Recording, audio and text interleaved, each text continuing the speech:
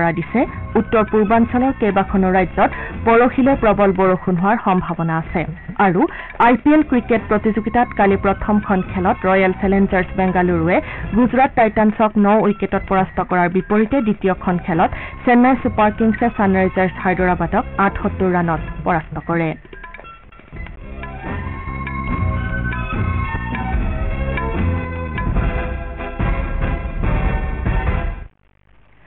এতিয়া শুনক বিতং বাতৰি। বিজেপিৰ জ্যেষ্ঠ নেতা তথা কেন্দ্ৰীয় গৃহমন্ত্ৰী অমিত শ্বাহে আজি অসমত ৰোড শ্বত অংশ ল'ব। ৰাজ্যৰ মুখ্যমন্ত্ৰী ডঃ হিমন্ত বিশ্ব শৰ্মাও শ্ৰীশ্বাহৰ সৈতে ৰোড শ্বত উপস্থিত থাকিব। তৃতীয় পৰ্যায়ৰ লোকসভা নিৰ্বাচনত গুৱাহাটী আসনৰ পৰা বিজেপিয়ে বিজুলী কলিতা মেধিক প্ৰাৰ্থিত্ব প্ৰদান কৰিছে। একেখন আসনৰ বাবে কংগ্ৰেছে মীৰা বৰঠাকুৰক প্ৰক্ষেপ কৰিছে। আমাৰ সংবাদদাতাই জনোৱা মতে কংগ্ৰেছ AIUDFকে ধৰি আন বিৰোধী দলসমূহৰ জ্যেষ্ঠ নেতাসকলেও গুৱাহাটী লোকসভা সমষ্টিৰ বাবে প্ৰচাৰ চলাব। এই পৰ্যায়ত গুৱাহাটীৰ লগতে বৰপেটা, কোকৰাঝাৰ আৰু ধুবুৰী সমষ্টিত ভোটগ্ৰহণ অনুষ্ঠিত হ'ব। ইফালে বিজেপি নেতা তথা কেন্দ্ৰীয় গৃহমন্ত্ৰী অমিত শ্বাহৰ অসম ভ্ৰমণসূচীৰ পৰিপ্ৰেক্ষিতত কামৰূপ মহানগৰ জিলা প্ৰশাসনে কেতবোৰ নিৰ্দিষ্ট পথক লৈ নিৰ্দেশনা জাৰি কৰিছে। এই অনুসৰি এই পথসমূহ ড্ৰোন উৰণ আৰু আতচবাজি নিষিদ্ধ এলেকা হিচাপে ঘোষণা কৰা হৈছে। জিলা আয়ুক্ত সুমিত সত্যৱানে এই নিৰ্দেশ জাৰি কৰিছে। এই অনুসৰি লোকপ্ৰিয় গোপীনাথ বৰদলৈ আন্তৰ্জাতিক বিমান বন্দৰৰ পৰা জালুকবাৰী, মালিগাঁও চাইকেল ফেক্টৰী তিনিআলি হৈ লালগণেশ পৰ্যন্ত পথছোৱাত এই নিৰ্দেশনা বাহাল থাকিব।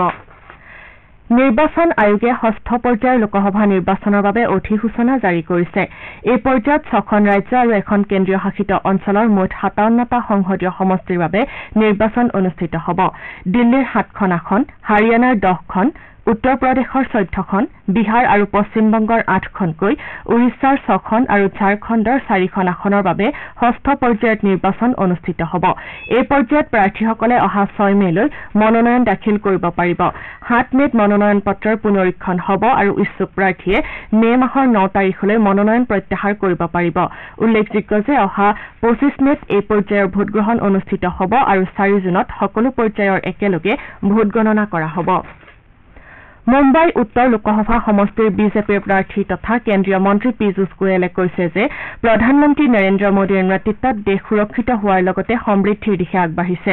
বিৰোধীক কটাক্ষ কৰি তেওঁ কয় যে বিৰোধী সম্পূৰ্ণৰূপে ব্যৰ্থ হৈছে। কালি কেন্দ্ৰীয় মন্ত্ৰী গোৱেলে মুম্বাইত এটা ৰোড শ্বত অংশগ্ৰহণ কৰে। মুম্বাইৰ বিজেপি দলৰ সভাপতি তথা বিধায়ক আশিষ চেলাৰ, সাংসদ গোপাল ছেত্ৰী আদিয়েও এই ৰোড শ্বত অংশগ্ৰহণ কৰে। উল্লেখযোগ্য যে অহা 20 মেত মুম্বাই উত্তৰ লোকসভা সমষ্টিত পঞ্চম পৰ্যায়ত ভোটগ্ৰহণ অনুষ্ঠিত হ'ব।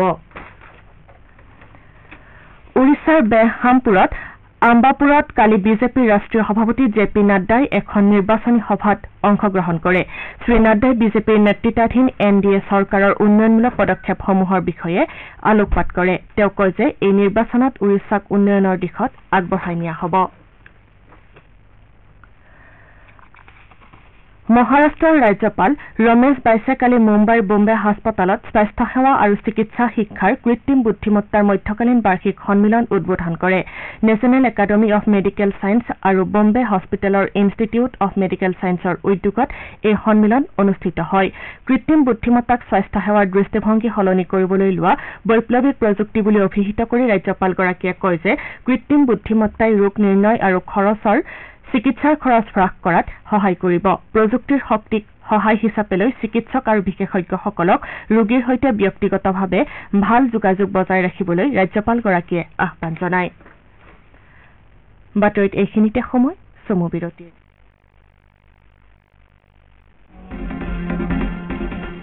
আপোনাৰ ভোট আপোনাৰ কণ্ঠ। ভোটৰ শক্তিৰে নিৰ্মাণ কৰক সুস্থ গণতন্ত্ৰ। লোকসভা নিৰ্বাচনৰ দ্বিতীয় পৰ্যায়ত 26 এপ্ৰিলত দৰং, ওদালগুৰি, ডিফু, কৰিমগঞ্জ, শিলচৰ আৰু নগাঁৱত হ'বলগীয়া ভোটগ্ৰহণত গণতান্ত্ৰিক অধিকাৰ সাব্যস্ত কৰি শক্তিশালী গণতন্ত্ৰৰ অংশীদাৰ হওক।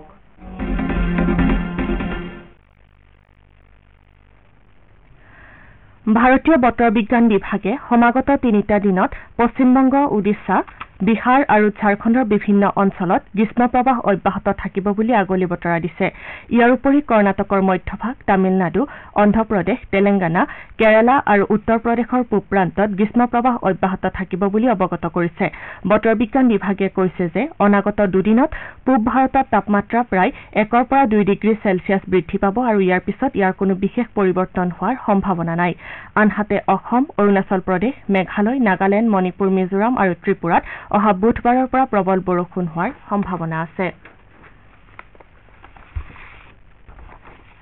কাশ্মীৰৰ শ্ৰীনগৰ লেহ ঘাইপথত সংঘটিত এটা পথ দুৰ্ঘটনাত পৰ্যটক যোৱা এখন বাহন পথৰ দাঁতিত বাগৰি পৰে ইয়াৰ পাছত মধ্য কাশ্মীৰৰ গাণ্ডাৰৱাল জিলাৰ গগনগিৰ সোনামাৰ্গ এলেকাত 4জন লোকৰ শৱদেহ উদ্ধাৰ কৰা হয় বিষয়াসকলে জনোৱা অনুসৰি দুৰ্ঘটনাটো সংঘটিত হোৱাৰ খবৰ পোৱাৰ পাছতে আৰক্ষী আৰু ভাৰতীয় সেনাই যুটীয়াভাৱে উদ্ধাৰ অভিযানত নামি পৰে জম্মু আৰু কাশ্মীৰৰ লেফটেনেণ্ট গভৰ্ণৰ মনোজ সিনহাই এটা শোক বাৰ্তা যোগে নিহতসকলৰ প্ৰতি গভীৰ শোক প্ৰকাশ কৰাৰ লগতে জিলা প্ৰশাসনক সকলো ধৰণৰ সহায় আগবঢ়াবলৈ নিৰ্দেশ দিছে IPL ক্ৰিকেট প্ৰতিযোগিতাত কালি আহমেদাবাদৰ নৰেন্দ্ৰ মোদী ষ্টেডিয়ামত অনুষ্ঠিত প্ৰথমখন খেলত ৰয়েল চেলেঞ্জাৰ্ছ বেংগালুৰুৱে গুজৰাট টাইটানছক 9 উইকেটত পৰাস্ত কৰে বেংগালুৰুৱে 201 ৰানৰ বিজয় লক্ষ্যৰে খেল আৰম্ভ কৰি 16 অভাৰত এটা উইকেট হেৰুৱাই 206 ৰান কৰি বিজয় সাব্যস্ত কৰে বেংগালুৰুৰ হৈ উইল জেক্সে সৰ্বাধিক 100 ৰান কৰাৰ বিপৰীতে বিৰাট কোহলীয়ে 70 ৰান কৰি অপৰাজিত হৈ থাকে প্ৰতিযোগিতাৰ দ্বিতীয়খন খেল চেন্নাইৰ MA চিদাম্বৰম ষ্টেডিয়ামত ছানৰাইজাৰ্ছ হায়দৰাবাদ আৰু চেন্নাই ছুপাৰ কিংছৰ মাজত অনুষ্ঠিত হয় এই খেলখনত চেন্নাই ছুপাৰ কিংছ দলটো 78 ৰানত বিজয়ী হয় আনহাতে আজি সন্ধিয়া 7:30 বজাত কলকাতাৰ ইডেন গাৰ্ডেন্সত হ'বলগীয়া এখন খেলত কলকাতা নাইট ৰাইডাৰ্ছ আৰু দিল্লী কেপিটেলছ মুখামুখি হ'ব মহিলা ক্ৰিকেটত বাংলাদেশৰ সিলেট আন্তঃৰাষ্ট্ৰীয় ক্ৰিকেট ষ্টেডিয়ামত অনুষ্ঠিত হোৱা 5খনীয়া টি20 শৃংখলাৰ প্ৰথমখন খেলত ভাৰতে কালি বাংলাদেশক 44 ৰানত পৰাস্ত কৰে খেলখনত আয়োজক বাংলাদেশে নিৰ্ধাৰিত 20 অভাৰত 8টা উইকেটৰ বিনিময়ত 101 ৰান সংগ্ৰহ কৰে ইয়াৰ পূৰ্বে ভাৰতে টছত জিকি প্ৰথমে বেট ধৰাৰ সুবিধা লাভ কৰে ভাৰতে 20 অভাৰত 7টা উইকেট হেৰুৱাই 145 ৰান সংগ্ৰহ কৰে বাংলাদেশৰ হৈ ৰাবেয়া খানে 3টা উইকেট দখল কৰে 5খন খেলৰ শৃংখলাৰ দ্বিতীয়খন খেল মঙলবাৰে অনুষ্ঠিত হ'ব 5খন খেলৰ আটাইকেইখন খেল বাংলাদেশৰ সিলেটৰ সিলেট আন্তঃৰাষ্ট্ৰীয় ক্ৰিকেট ষ্টেডিয়ামত অনুষ্ঠিত হ'ব সাংহাইত অনুষ্ঠিত আৰ্চাৰী বিশ্বকাপত ভাৰতীয় দলটোৱে বৰ্তমানলৈকে 5টা সোণ 2টা ৰূপ আৰু 1টা ব্ৰঞ্জ সহ মুঠ 8টা পদক লাভ কৰিছে পুৰুষৰ ৰিকাৰ্ভ শাখাত ভাৰতীয় খেলুৱৈ ধীৰাজ তৰুণদেৱ আৰু প্ৰবীণ যাদৱে দক্ষিণ কোৰিয়াক হেৰুৱাই সোণৰ পদক লাভ কৰে বিশ্বকাপ ফাইনেলত ভাৰতীয় পুৰুষৰ ৰিকাৰ্ভ দলৰ এয়া হৈছে প্ৰথমটো ঐতিহাসিক জয় এই যে পেৰিছ অলিম্পিকত দলটোৰ অংশগ্ৰহণৰ সম্ভাৱনা বৃদ্ধি কৰিছে ইফালে দীপিকা কুমাৰীয়ে মহিলা ৰিকাৰ্ভৰ ব্যক্তিগত শাখাৰ ফাইনেলত এছিয়ান গেমছৰ চেম্পিয়ন দক্ষিণ কোৰিয়াৰ লিম চিয়নৰ হাতত পৰাজিত হৈ ৰূপৰ পদকতে সন্তুষ্ট থাকিবলগীয়া হয় ইয়াৰ পূৰ্বে এছিয়ান গেমছৰ খিতাপ বিজয়ী জ্যোতি সুৰেখা ভেন্নামে ব্যক্তিগত শাখাত কালি দেশৰ হৈ চতুৰ্থটো সোণৰ পদক লাভ কৰাৰ বিপৰীতে ভাৰতীয় খেলুৱৈ প্ৰিয়াঞ্চে ব্যক্তিগত শাখাত ৰূপৰ পদক লাভ কৰে বাতৰি শেষ কৰাৰ পূৰ্বে প্ৰধান বাতৰিসমূহ আকৌ এবাৰ বিজেপিৰ জ্যেষ্ঠ নেতা তথা কেন্দ্ৰীয় গৃহমন্ত্ৰী অমিত শ্বাহে আজি অসমত ৰোড শ্বত অংশ ল'ব নিৰ্বাচন আয়োগে ষষ্ঠ পৰ্যায়ৰ লোকসভা নিৰ্বাচনৰ বাবে অধিসূচনা জাৰি কৰিছে ভাৰতীয় বতৰ বিজ্ঞান বিভাগে অহা 3 দিন পৰ্যন্ত দেশৰ বিভিন্ন প্ৰান্তত গ্ৰীষ্মপ্ৰবাহ অব্যাহত থাকিব বুলি আগলি বতৰা দিছে উত্তৰ পূৰ্বাঞ্চলৰ কেইবাখনো ৰাজ্যত পৰহিলৈ প্ৰবল বৰষুণ হোৱাৰ সম্ভাৱনা আছে আৰু IPL ক্ৰিকেট প্ৰতিযোগিতাত কালি প্ৰথমখন খেলত ৰয়েল চেলেঞ্জাৰ্ছ বেংগালুৰুৱে গুজৰাট টাইটানছক 9 উইকেটত পৰাস্ত কৰাৰ বিপৰীতে দ্বিতীয়খন খেলত চেন্নাই ছুপাৰ কিংছে ছানৰাইজাৰ্ছ হায়দৰাবাদক 78 ৰানত পৰাস্ত কৰে আমাৰ এতিয়াৰ বাতৰি ইমানতে অন্ত পৰিল নমস্কাৰ